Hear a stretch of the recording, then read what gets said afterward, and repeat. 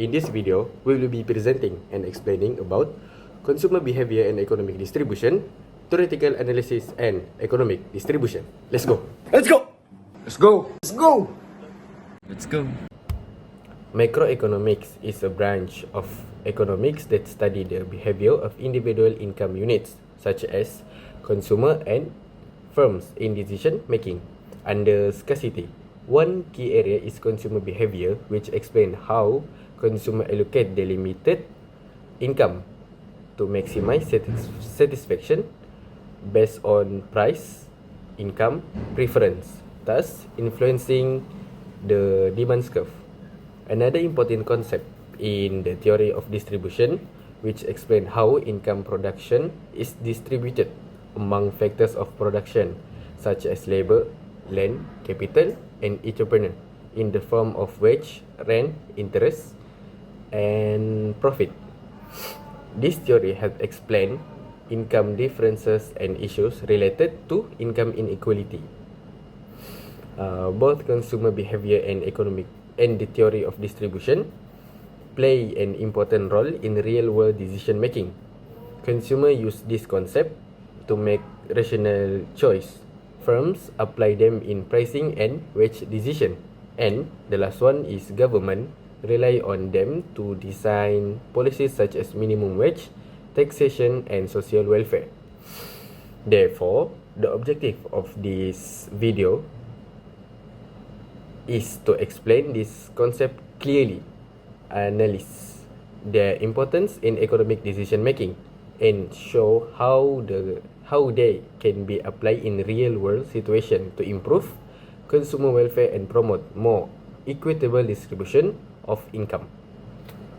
So today I will be presenting on the topic theory of consumer behavior. This topic explains how consumer makes decisions to maximize their satisfaction, also known as utility with limited income. So as we can see from the first slide is total utility. Let's discuss about the total utility. So total utility refers to the total satisfaction a consumer gains from consuming a certain quantity of goods or service. As consumption increases, total utility usually increases, but at a decreasing rate.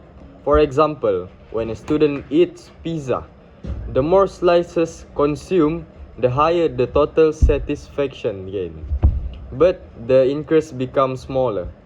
From the table shown, as you can see this table, one slice of pizza gives 20 units of utility and 4 slices of pizza gives 50 units of utility.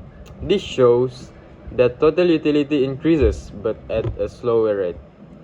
And next is marginal utility.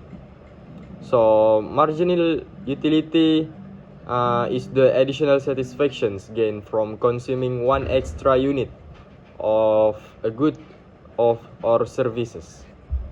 It measures the change in total utility when consumption increases by 1 unit.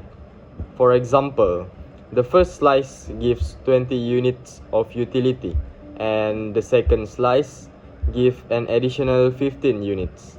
The third slice gives only 10 units. This shows that marginal utility decreases as more units are consumed.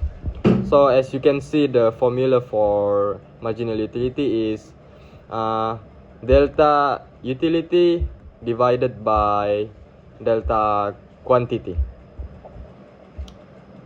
Subsequently, we move to the difference between total utility and marginal utility. So the total is the overall satisfactions. Marginal utility is the extra satisfactions from 1 unit, 1 more unit when marginal utility is positive. When marginal utility is positive, so the total utility increases. When the marginal utility is 0, so the total utility is maximum. And when the marginal utility is negative, the total utility starts to decreases. And then we move to the law of diminishing marginal utility. This law states that as a consumer consumes more units of a good, the marginal utility from each additional unit decreases, assuming other factors remain constant. Next, we move to assumptions of the law. The law of diminishing marginal utility is based on several assumptions. Units consumed are identical, and consumption is continuous, and taste and preference remain constant, and last one is consumers behave rationally. And the last part is consumer equilibrium. So consumer equilibrium occurs when a consumer allocates limited income in a way that gives maximum total utility. For two goods, equilibrium is achieved when marginal utility X and price divided by price X equal to marginal utility Y divided by price Y. And this means the marginal utility per ringgit spent on each good is equal. If this condition is not met, the consumer will rearrange spending to increase total satisfaction. Yeah. So, as a conclusion, the theory of consumer behavior helps us understand how consumers make purchasing decisions based on utility, marginal utility, and limited income.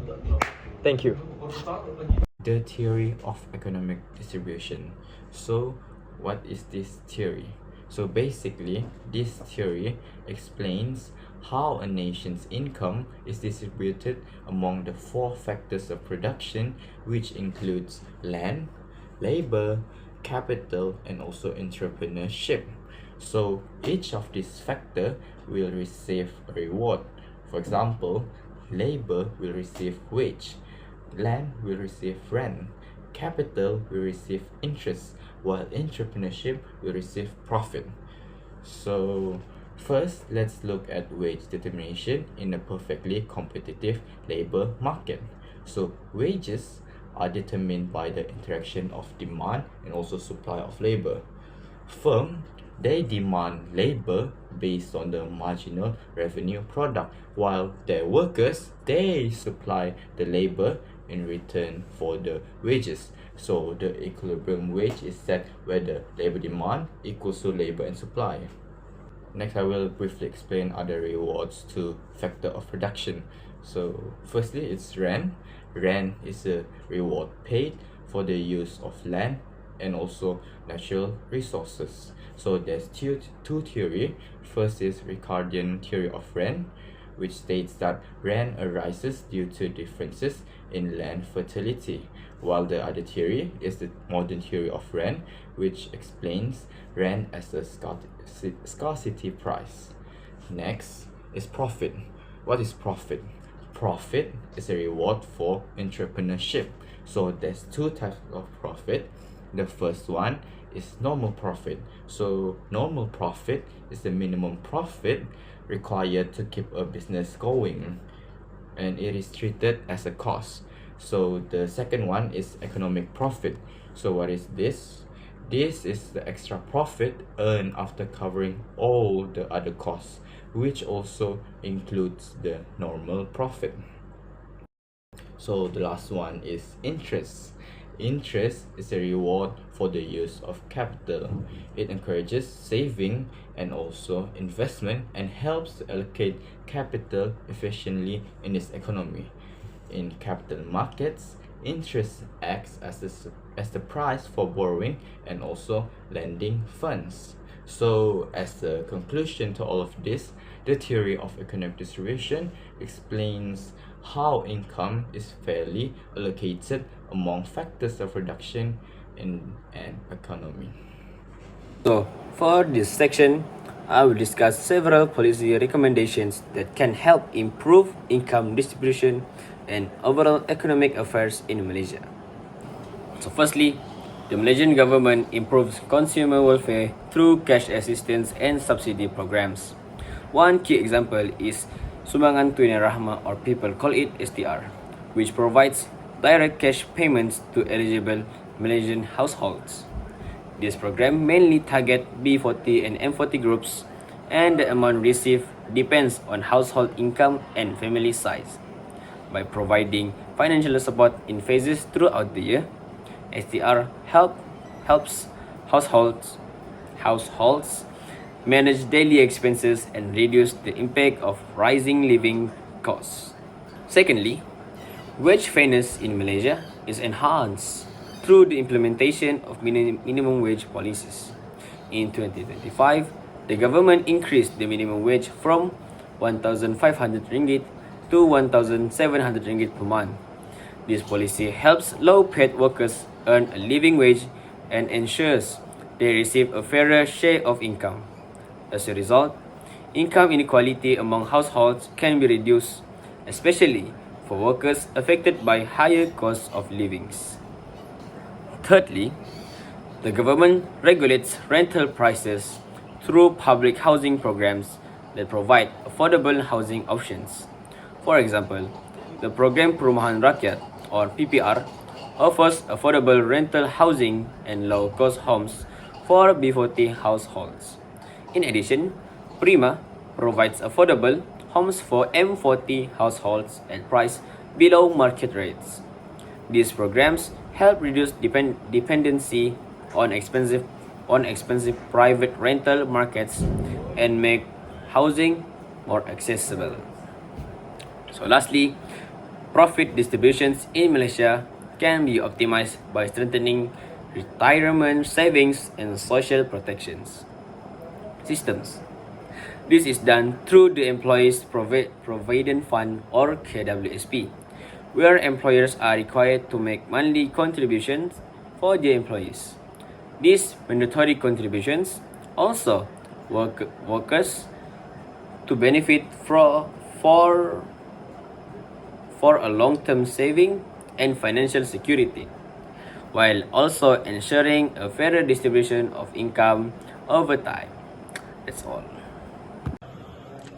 To conclude, microeconomics helps us understand how consumers, firms, and government make decisions when resources are limited. Through consumer behavior theory, we can see how consumers use their limited income to maximize satisfaction. Concepts like total utility, marginal utility, the law of diminishing marginal utility, and consumer equilibrium explain why consumers make certain choices and how demand is formed in the market.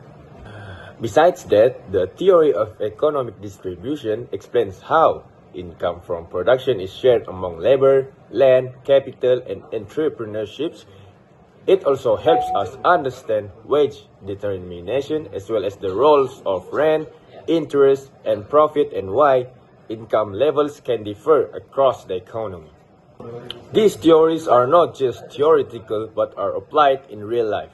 In Malaysia, policies such as Sumbangai Tunai Rahmah, minimum wage increases, public housing programs like PPR and Prima, and compulsory KWSP contributions show how microeconomics is used to improve welfare, ensure fair wages, and provide long-term financial security. Overall, understanding consumer behavior and economic distribution is important for promoting efficiency, reducing income inequality, and supporting sustainable economic development. That's all from me. Thank you.